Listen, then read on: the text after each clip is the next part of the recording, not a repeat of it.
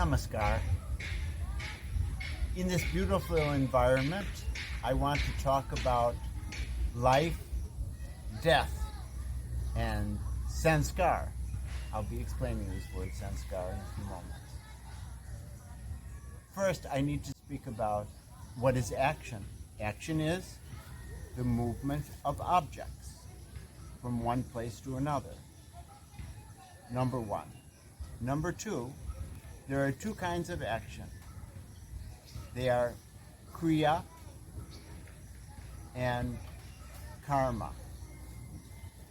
Kriya is ordinary action with no ideation, which is what most people most of the time are doing. And karma is the action which is done with a cosmic ideation. I will come back to talking about that a little later too.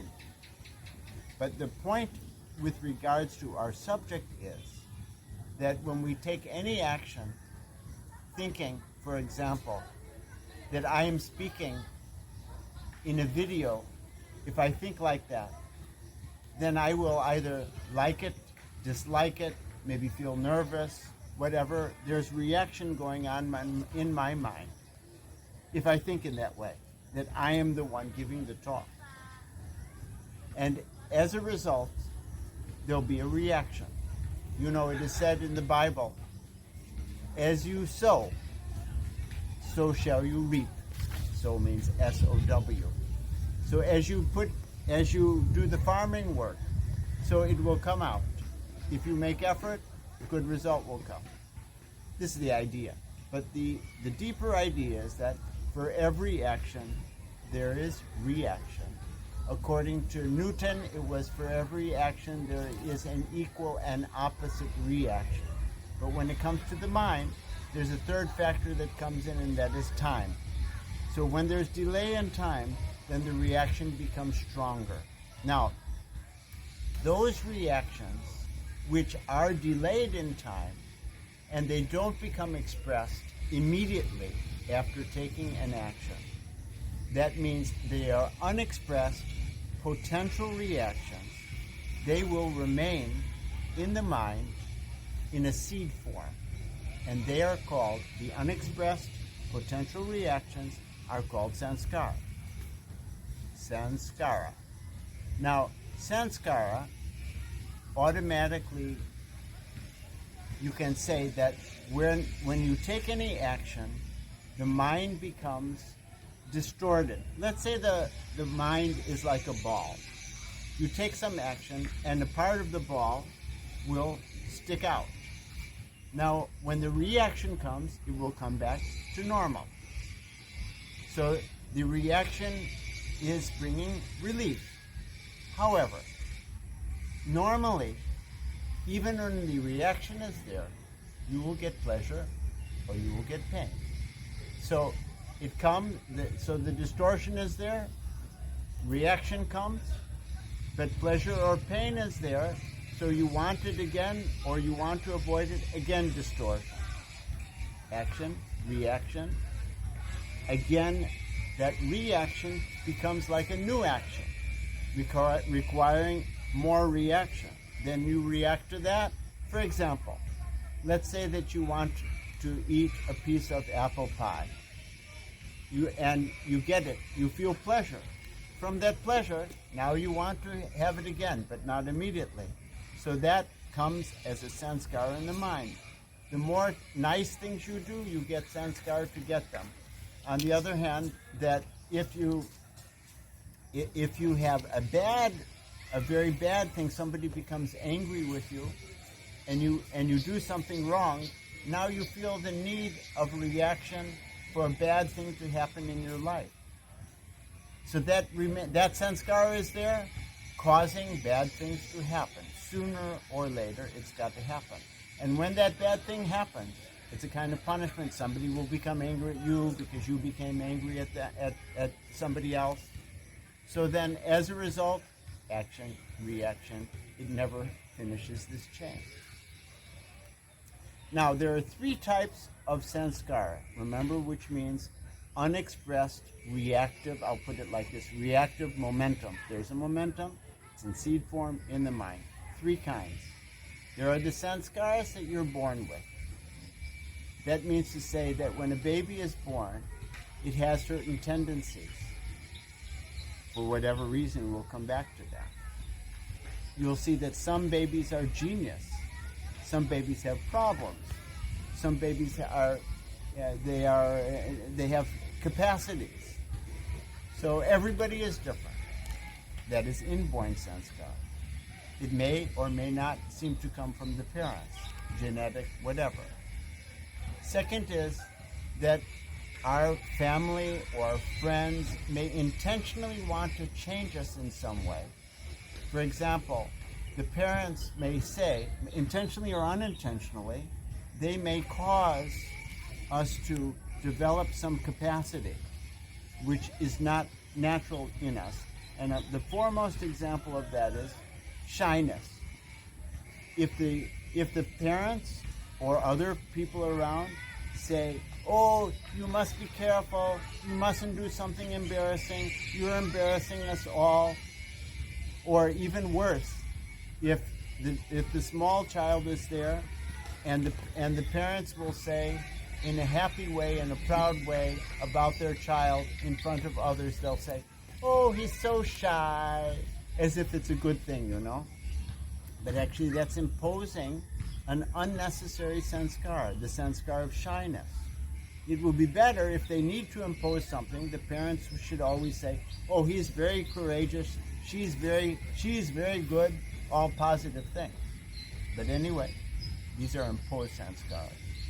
And the third kind of sanskara is, as we're moving along in life, we encounter different things. For example, the coronavirus is present, and we get various sanskaras, like we're compelled to stay in the house. That is the social situation is there. That's an acquired sanskara. Now, this action-reaction, this chain, we're stuck in it. But in the spiritual path, there is a way to become free of that. What is the way to do that? Now,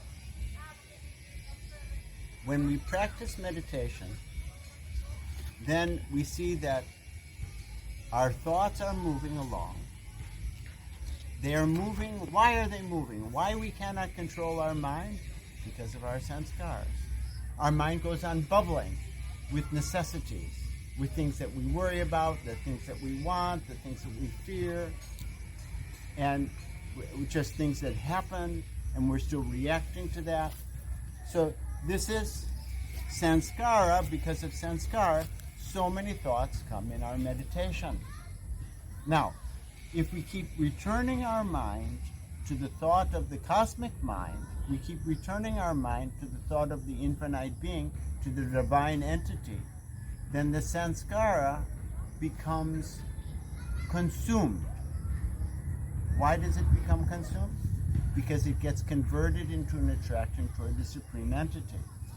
Instead of becoming converted into a reaction that we may want to have it again, or we may want to avoid it again, or some fear or whatever, instead of creating a reaction, it becomes converted into an attraction toward the divine entity, toward our divine entity, or toward, if in my case, toward my divine entity, toward my real self.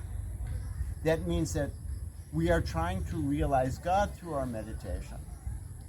And as we come closer to God, really actually closer, not imaginary way, as we start to get closer to God, then automatically our sanskara will become less. We're practicing trying to get closer to God or the infinite entity as we're doing meditation. This will extinguish sanskaras along the way, but it has another effect. And that is, the quicker we move toward our divine entity, the more the sanskara is getting consumed. But many sanskaras, they don't get consumed only inside the mind when we're sitting and doing meditation. They ripen. They become ready to express. Some sanskaras have got to express physically, socially. And when that happens, so for that to happen, as the mind is ripening sanskaras, as the mind is moving closer toward God, the sanskaras have got to express more and more quickly. That means that the life of the person who's doing sincere meditation becomes more and more colorful, more interesting. It has to become like that because sanskaras are expressing more quickly. Good things happen, bad things happen, but we're passing through that all. Now, so one way of consuming sanskaras is through our meditation technique, returning the mind again and again to the thought of the Supreme. But the other way is that as we take any action, we're doing it with the cosmic ideation. It means if you remember your mantra with your breathing, as you're doing any action, and you're thinking, this person with whom I'm relating is the Supreme Entity, is an expression of the Supreme Entity, is an expression of my divine self. If you feel like that, then it does not create any reaction. This is a spiritual way of living. And it is a skill that you will gain more and more as you move on the path. And this is very much linked with the second lesson of Ananda Marga, which most of you who are now in the fourth level have already learned. If not, you will learn it. In the second lesson of Ananda Marga, you will learn a mantra which will enable you to take cosmic ideation before any action. Most efficiently, it will help you. And then while taking the action, it is easy to maintain the mantra of your first lesson with your breathing. And in this way, sanskaras are eliminated, are met, experienced, and converted into the divine entity. I hope I'm clear. Now, there is a misnomer which is very often associated with this concept. Instead of calling it sanskara, many people, they call it karma.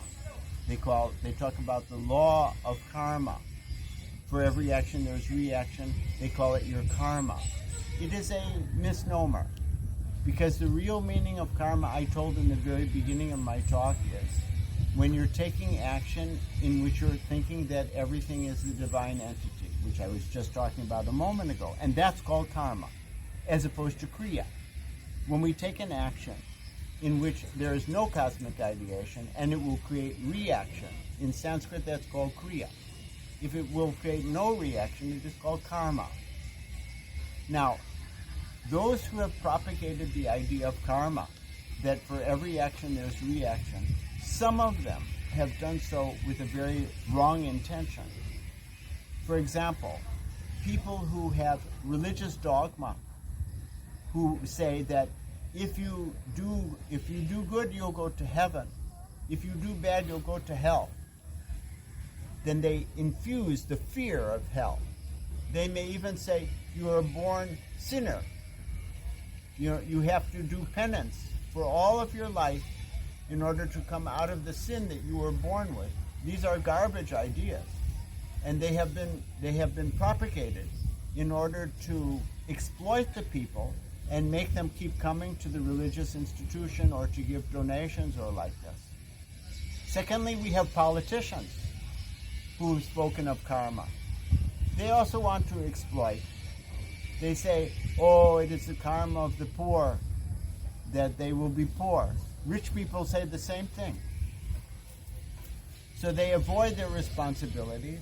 It is always an exploitative mentality which goes behind such kinds of nonsense talk. The law of karma, there is a law, but the law is very, very nice law. The law is for every action there's reaction, and we will undergo it, and let us convert our mind in a divine way so that we can experience the divine increasingly in our lives. Now, before I talk about death, I will talk about the combination of death and sickness. That is, there's a single cause for both death and sickness. And that single cause is a loss of parallelism or harmony between the body and the mind. The mind is evolving nicely, the body is still crude. Or the body, for example, a human body should have a very subtle mind. And if the mind of the individual is not subtle, if the mind is crude, then that disharmony will cause sickness. If the mind and body are in perfect harmony, as they are in most animals, then most of the time they are not sick. Domesticated animals, they become sick much more easily than animals in the nature because of how their mind is affected by human beings and also how unnatural their environment is, which makes their body not appropriate for their mind. Death is when the loss of parallelism is extreme and no longer can the body adjust with the mind, or no longer can the mind adjust with the body. This may happen due to accident. It may happen due to the fact that the mind gets extremely subtle and the body is no longer appropriate.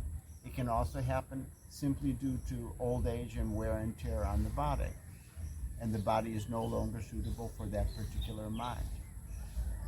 So the question is, what about reincarnation? Because remember, this talk was called Life, Death, and Sanskara. So what happens at death? Is reincarnation a truth? We know that babies are born with different sanskaras. They have completely different natures. So that means something has come before. So logically, from that standpoint, you can say reincarnation makes sense. It also makes sense in the way that, what is the purpose of going to an eternal heaven or an eternal hell? Where will be the purpose of existence? On the other hand, if the purpose of existence is for our consciousness, our mind, to go on growing, to go on developing. For example, you have mind development in a living blade of grass, or in a beetle, or in a bird, or all animals, all plants. They have consciousness, and they're all growing their consciousness. And when they've grown their consciousness as much as they can in that particular body, then they will continue to grow their consciousness in another body, in a more evolved, in a more subtle, in a more appropriate body. It has a certain sense to it. It has a sense that when we die, if we have been evolving ourselves nicely, we still need to continue, especially because our sanskara has not been finished. When people at the time of death, there are still so many regrets that people have, so many hopes that people have, so many needs that people have. The sanskara is still there. So I'm not trying to convince you. Simply I'm saying it is a very logical idea. And in fact, the huge number of the early Christians and the early Jews, they believed in reincarnation as well. Now that doesn't prove anything. But the idea that to be a real Christian, you cannot believe in reincarnation, you have to believe in heaven and hell instead, I cannot agree with that. I know many extremely sincere Christians, whether they're Catholic, Protestant, whatever, who understand that the concept of heaven and hell is a dogmatic idea, and they don't want to refer to that, unless you talk about making a heaven in this world itself, which we are all trying to do. Now, more importantly, in my opinion, does it really matter whether we did live in the past, whether we will live in the future, whether reincarnation is a truth or not? And I will suggest it doesn't really matter. What matters is we do the very, very best that we can right now. Then, if there's reincarnation or not, it doesn't make that we will get a good result in trying to turn our mind in a divine direction. So Anandamarga speaks of the goal of life in 3 directions. You can take your pick. One is to become liberated forever from the cycle of this action-reaction, or if you feel the concept of reincarnation, from the cycle of birth and death. And that is when the mind completely merges in the cosmic entity. Then the need for action and reaction and the possibility of evolution of consciousness is completed. When the consciousness becomes infinite, then of course there's no question of further evolution than that. So this is a natural goal that every being has, and our fulfillment we find in that.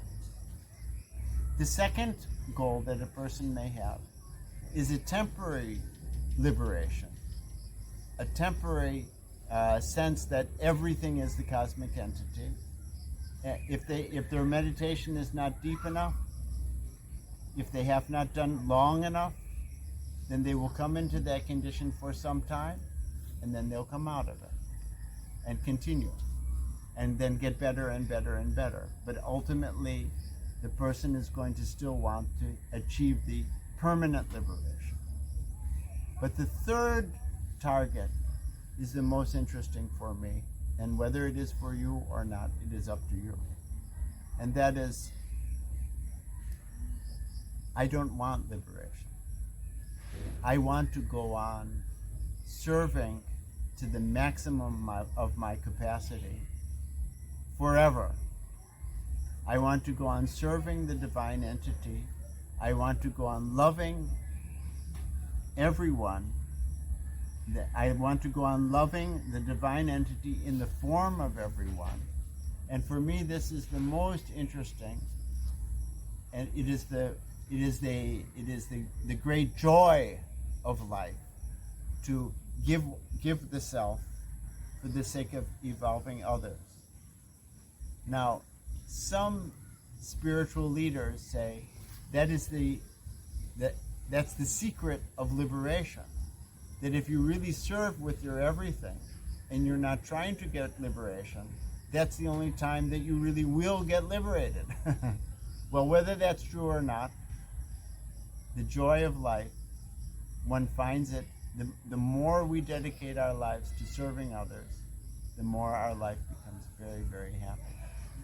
And that is ultimately, that happiness goes beyond action and reaction, and that is why it is called Anandam, or the supreme blissfulness, or the supreme beatitude.